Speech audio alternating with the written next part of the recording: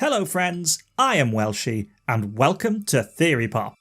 That's right, I have returned from my self-imposed exile with a new video, the first theory of 2021. So of course I'm talking about one of my favourite topics, the Dragon Prince. There have been many theories discussed within the Dragon Prince community. Some endure longer than others, and are brought up time and again by fans of the show. The one I'm talking about today is the theory that Callum is part elf. This idea that he has some form of magical ancestry has persisted for quite some time in the Dragon Prince fandom. It's something that even pops up now and then in the comments on my videos. But why is this theory so popular? What would it mean for Callum if he was, in fact, part elf?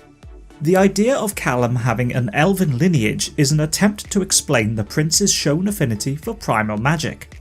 Callum is able to use a primal stone with almost zero instruction. He's very inquisitive and drawn to knowledge of the arcanums. And he even manages to connect directly to the Sky Arcanum, something no human has done before, that we know of.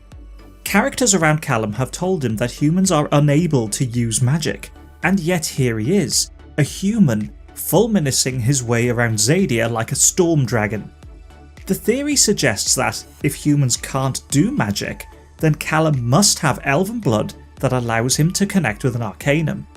A show including a core character with a parent of the same race as the opposing force is a popular trope. In Samurai Jack, Ashi, one of the daughters of Aku, is the offspring of a human high priestess and the shape-shifting master of darkness. Steven Universe, the titular character of the show Steven Universe, is a half-human, half-gem hybrid. It's not surprising that the idea of Callum being part elf has been doing the rounds for so long. The problem with this theory is that, if true, it would harm Callum's character development over the previous 3 seasons, and is detrimental to the story the writers have told so far. When Callum is first introduced, he is portrayed as a young man with insecurities. Though he has been instructed in the princely pursuits of sword fighting and horseback riding, the prince has never felt entirely comfortable with these activities. Callum says himself he's never been good at the things expected of him as a prince, which leaves him feeling out of place and unsure of himself. Princes are supposed to be good at things. Sword fighting, leadership, riding horses. But I've always been kind of bad at, well, everything. But once he has identified as a mage, Callum's attitude starts to shift. His first encounter with primal magic is via a primal stone. When Callum takes possession of the Sky Primal Stone, he discovers an affinity for using magic. With almost no instruction, barring Claudia breathing heavily on him, Callum is able to channel the power of the Primal Stone into practical spells. When Rayla calls the prince a mage, he is ecstatic, proudly and loudly proclaiming, "I'm a mage! I'm a mage!" Shh! Nobody likes a loud mage. Callum grows into this role with a greater sense of ease than his royal tasks and lessons.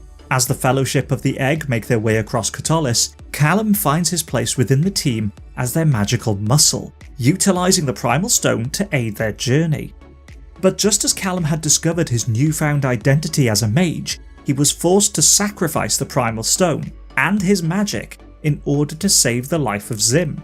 This proves to be a massive blow for Callum. While he doesn't regret his actions in saving the baby dragon, we see him again hit with that same self-doubt that afflicted him earlier. When I could do magic, I finally felt like myself, and now I've lost that. Without the Primal Stone, without his role as a mage, who is Callum? What is his role, his purpose in the group? Rayla is a highly skilled and well-trained assassin. Ezran can speak with animals. So what does Callum bring to the team now that his source of magic is gone? These are the questions Callum asks himself going into the 2nd season, setting him on a journey to discover his own path to becoming a mage. It's not an easy task for the prince. He is told by experienced mages that he will never be able to do primal magic, and is faced with the temptation of the easier route that is dark magic. Though Callum is forced to briefly wield dark magic to save the day, he is eventually able to establish a connection to the Sky Arcanum and become the first known human to wield primal magic without a primal stone. The third season sees Callum further develop this burgeoning ability, becoming more confident in the use of his signature spells, Aspero and Fulminus. He participates in the Battle of the Stormspire, using his magic to great effect in holding off the enemy forces attempting to reach the summit of the mountain. And, by the end of the season, we see a more confident and developed character. Callum has gone from an unsure, uncertain step prince with little faith in himself to the first human primal mage. He has had some of the best character development of the show so far, but the ramifications of this journey don't just apply to Callum.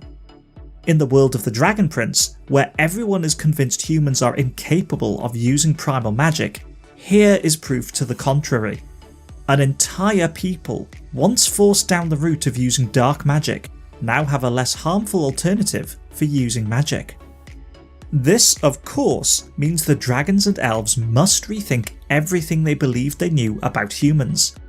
For millennia, the magical races of Xadia were convinced that humans could not connect to an arcanum. Along comes this princeling, firing off bolts of lightning and sprouting wings, and suddenly their entire worldview is challenged. If one human can forge a connection to a primal source, there must be others that, with the right training, could do the same. Perhaps there is hope for humans if they can be steered away from the corrupting influence of dark magic. Callum's development as a mage could have a lasting impact on the entirety of Xadia, both the human kingdoms of the west and the magical lands in the east.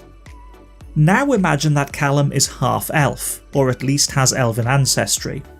It undermines everything he has worked so hard to achieve.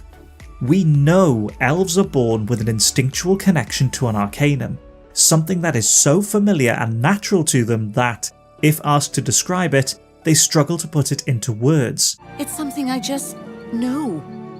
It's not easily put into words. If Callum is in fact part elf, then this connection is a part of him from birth, even if he struggled to find that connection at first. A core theme of the show is children rejecting the decisions made by their parents and those that went before them, and choosing their own path. Callum, told time and again that humans can't do primal magic, and that dark magic is his only route to being a mage, rejects this decision that was being pushed upon him, and forges his own path. Your destiny is already written. No! Destiny is a book you write yourself. His journey of self-discovery, all of the sacrifices he has made, the loss of his father, the struggle with his identity, would all boil down to a pointless exercise because he had that potential for an arcanum connection due to his ancestry. And what would that mean for humanity? If Callum is part elf and this allowed him to be a primal mage, then humans are again forced to use the only form of magic available to them: dark magic. Elves and dragons witnessing a human being able to wield primal magic challenges their preconceptions and view of the world, but a half-elf becoming a mage would be explained as a result of his elven ancestry. Humans would remain a race to be mistrusted and looked down on, despite the show building to the point where relations between the races are improving. One of the key plot points of the show is the potential unity between humans and elves. The group's journey to Xadia to return the egg of the Dragon Prince is representative of that potential cooperation between races. A human prince and an elven assassin working together to travel across a continent to reunite the Dragon Prince with his mother is an example to inspire elves and humans to pursue peace. But if that human prince is actually a half-elf, the impact of that unity is lessened, at least in the eyes of the elves. For Callum's act of returning the Dragon Prince to have meaning, he must be fully human. The theory that Callum is part elf is likely to be around for a while, at least until more is revealed about his biological father. I understand why it's an attractive idea. To poorly paraphrase the philosophical principle of Occam's razor, the simplest solution is usually the best one. The simplest solution to how Callum can use magic is that he has elven heritage, but it is not the best solution, as it directly works against his development as a character. Callum's hard work, struggles, and sacrifice to understand something once considered unknowable to humans allowed him to finally find his place and could change the world of Xadia forever. But what do you think? Do you prefer the idea of Callum having some sort of magical heritage, or was it his own self-determination that allowed him to become a mage? Let me know your thoughts in the comments. If you enjoyed the video, hit that like button, click subscribe and tap the bell to be notified of the latest theories, and I'll see you next time.